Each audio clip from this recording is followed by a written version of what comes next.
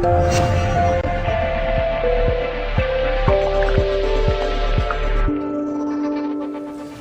Adrian here. Today I'm with Nigel Walsh for Complete Building and Services.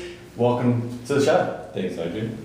Look, I'm doing these information videos to really educate the buyers and sellers out there about building reports. So in my world of real estate, we obviously have situations where a buyer would buy a property and they get the building inspector to have a look at the property, and as you know, it's a book of faults, right? So it comes back and it's quite a scary sort of report. So why don't we start with maybe you giving us an idea about what it is you do when you're doing a building report. What are you looking for? What are the things that you cover off on? Because there's quite a range of things, right? Yeah.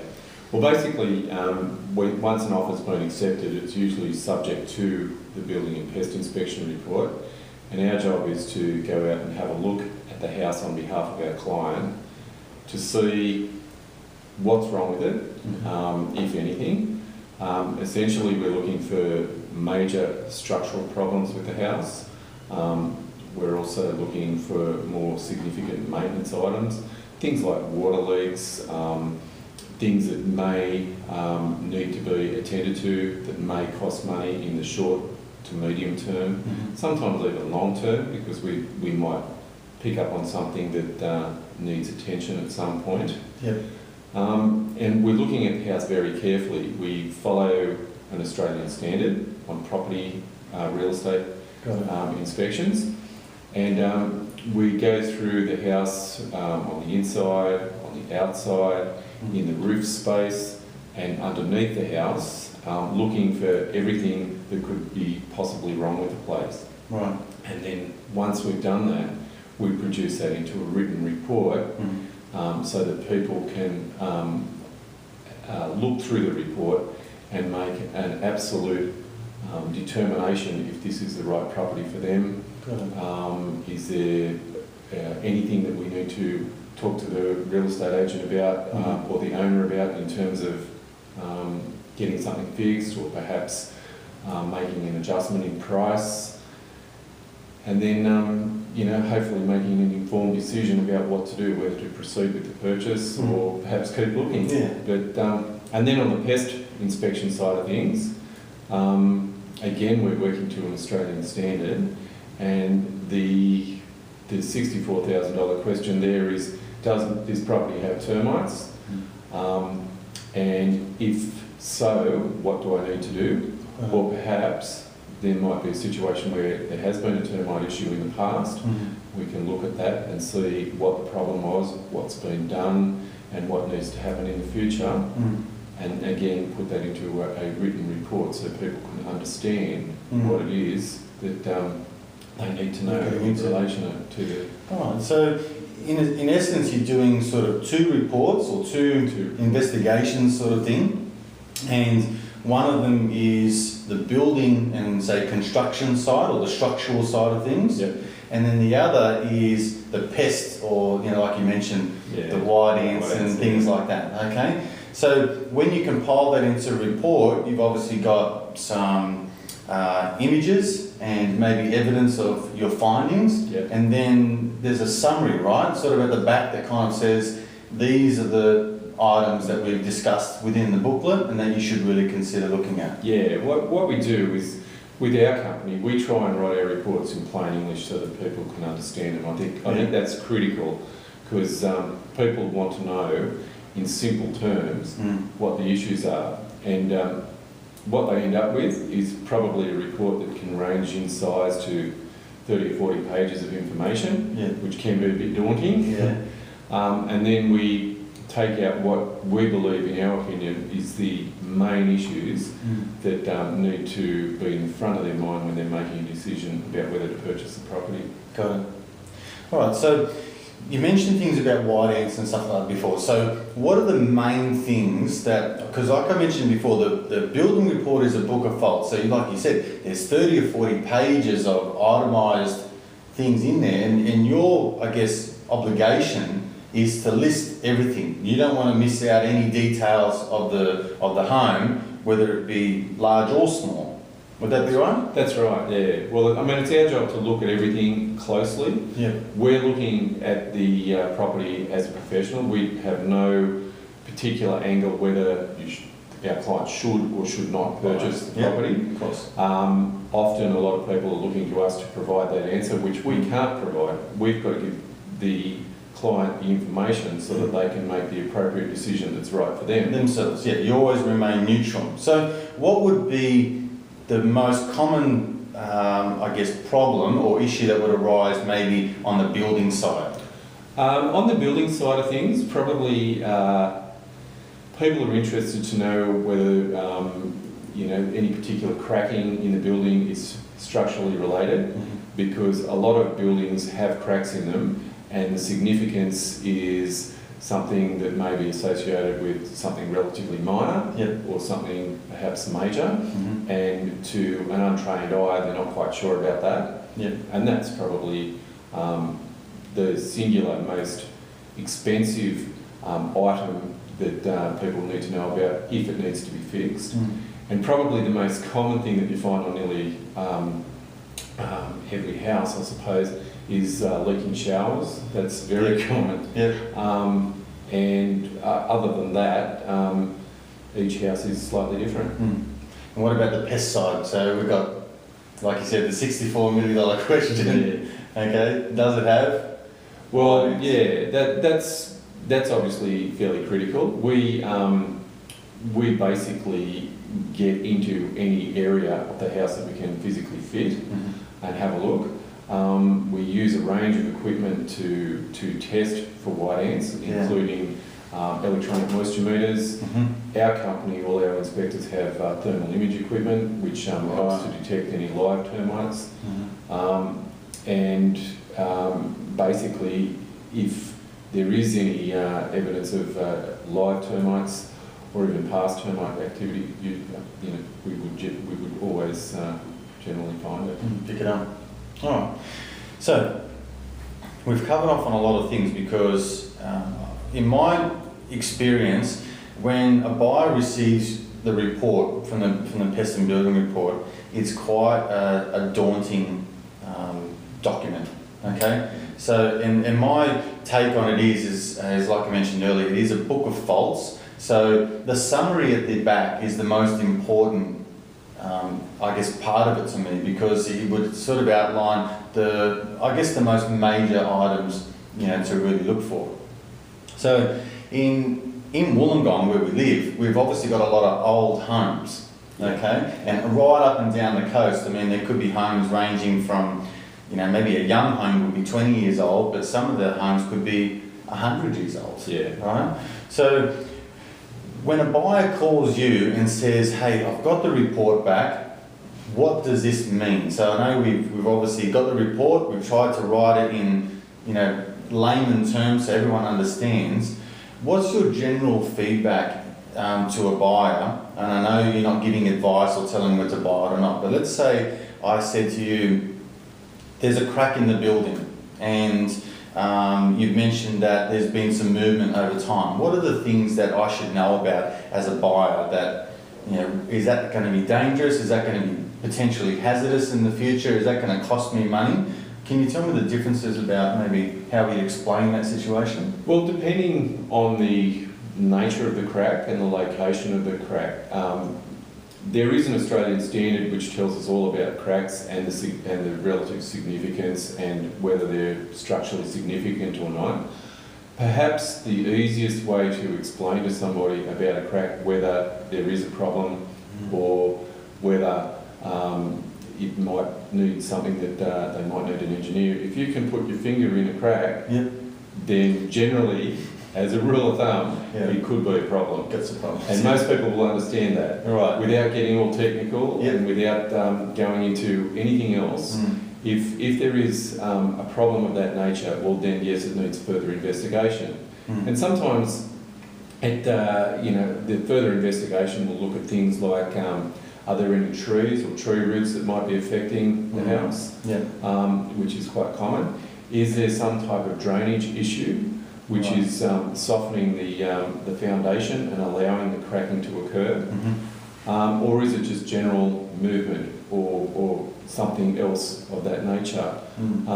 Now, sometimes in relation to structural issues, our job is to flag and identify a particular problem, give an opinion as to what may the causes be, and then from there advise people what to do next. And the next level may very well be to engage an engineer, to get an opinion from an engineer in regards to the nature of the crack and what they believe needs to be done. And once they give an opinion as to what needs to be done, then it simplifies things, because on the basis of what needs to be done, that can be quantified in terms of a dollar value or an approximate dollar value. And that is important information, because it doesn't necessarily mean to say that you should or you shouldn't buy the house. It just means to say that if you know what needs to be done and roughly how much it's going to cost, then logically that should influence how much you're prepared to pay for the house. Sure. Do all homes crack? Mostly, yes. Yes. So I guess from what I've discovered, particularly on the south coast here, there's a lot of clay soil.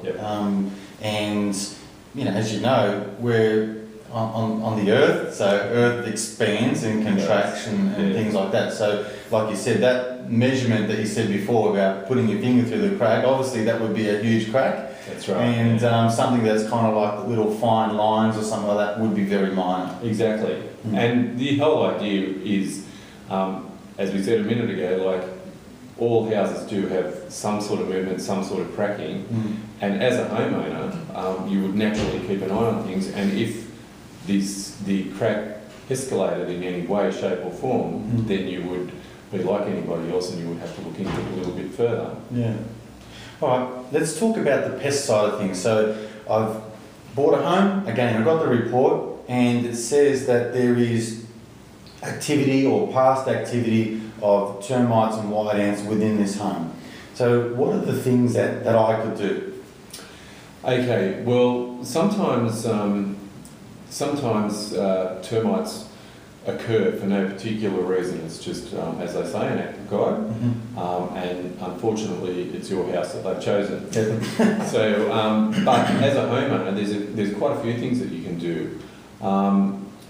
Sometimes people store things underneath their house, which can be problematical, because storing things under their house, particularly timber or firewood or offcuts of building materials or whatever, that can be attractive to termites. And if it's stacked up against the house, it can breach actual termite barriers which were put in place at the time it was built.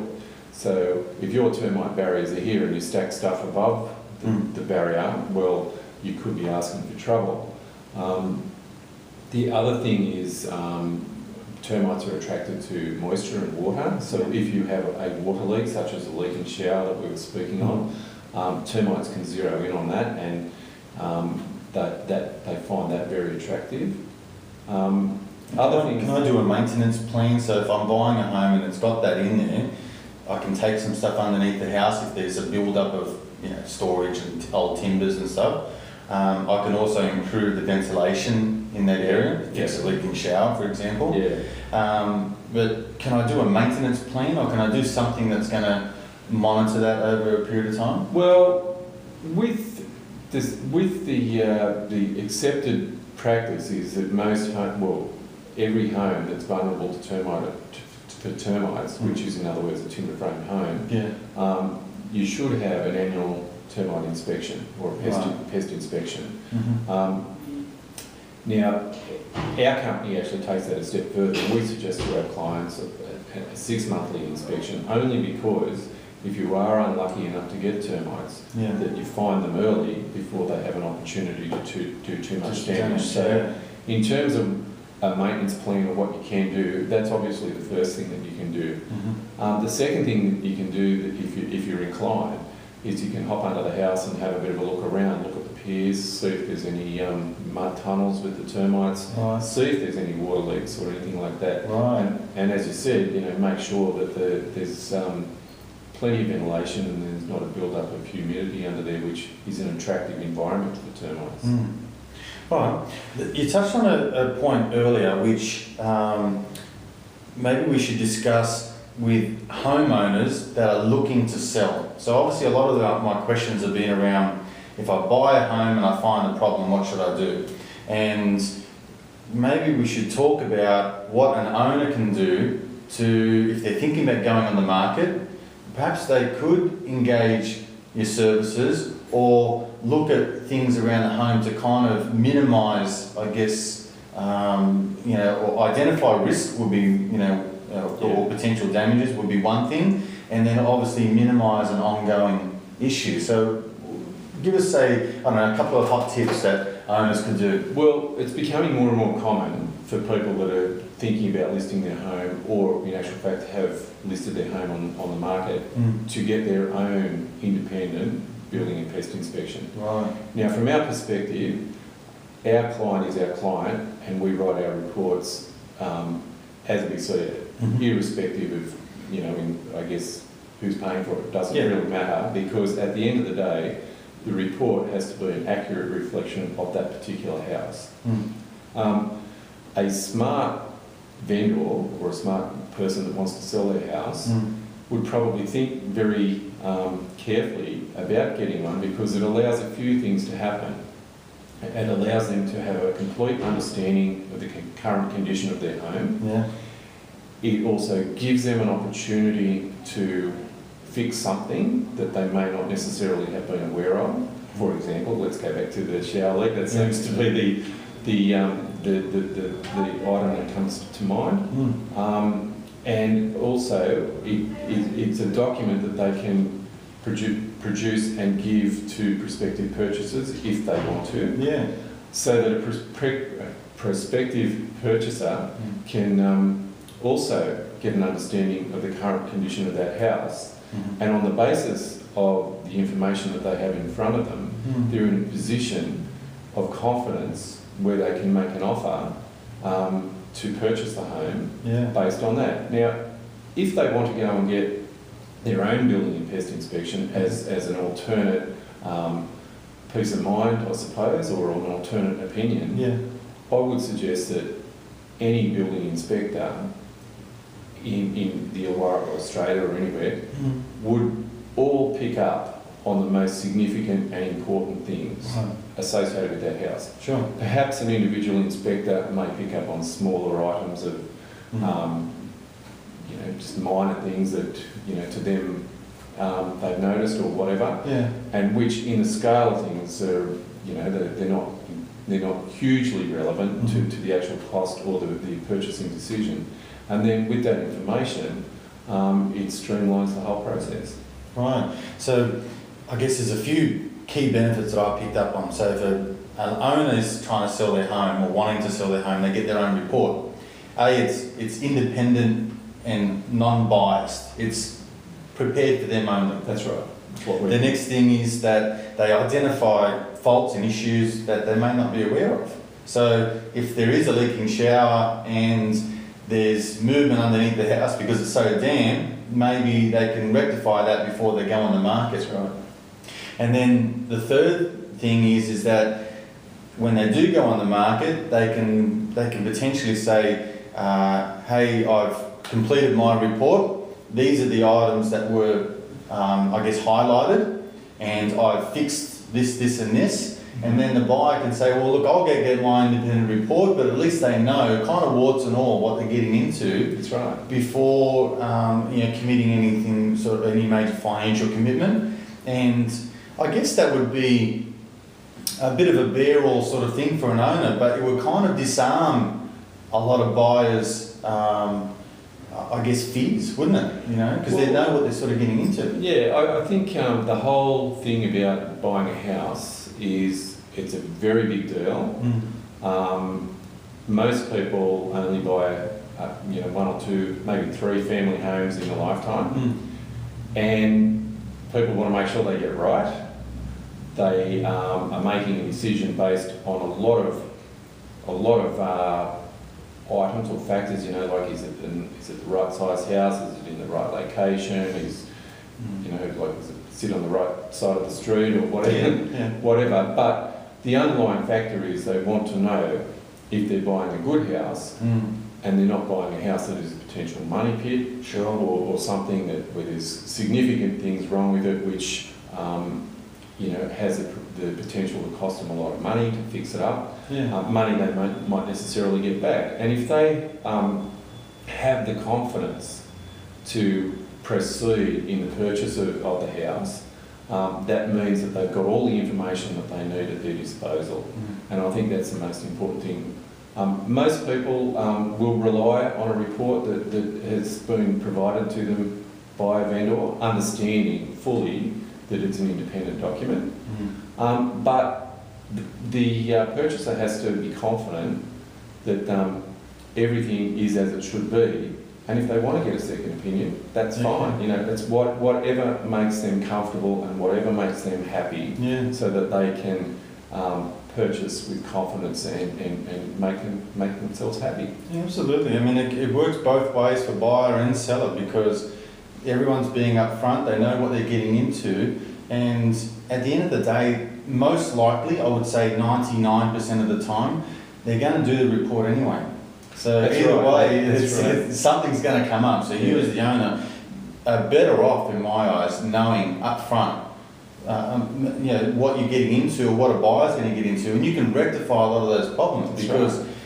I guess another thing is that probably what every owner should think about is, in terms of a buyer's opinion when there is a fault in a home,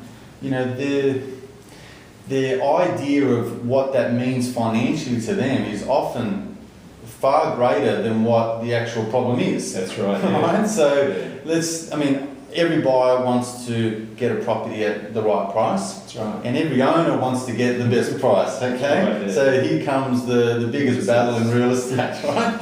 So if you can rectify an issue that might be $1,000 problem, having the option of fixing it, if you were to leave it, that could be a $5,000 discount. That's right. Off the home. That's right. Well, if you're an owner and you're selling your house, a small investment, I suppose, for want of a better word, of getting your own building and pest inspection report, as you said, could save you thousands. Yeah. Because in my experience, and we've been around a long time now, but in my experience, people, when they're talking or negotiating about a property, they don't talk in $200 for this and $100 for that. It's all in $5,000 for this, $10,000 for that, and all of a sudden these amazing figures get passed around the table. Yeah.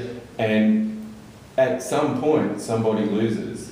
Whereas if things are done, then there's no issue. Or alternatively, if things aren't done, the owner's got the option to perhaps get a quote to get it done. So there's a full understanding what the problem is, how much it will cost to fix it, and everybody's happy. Absolutely.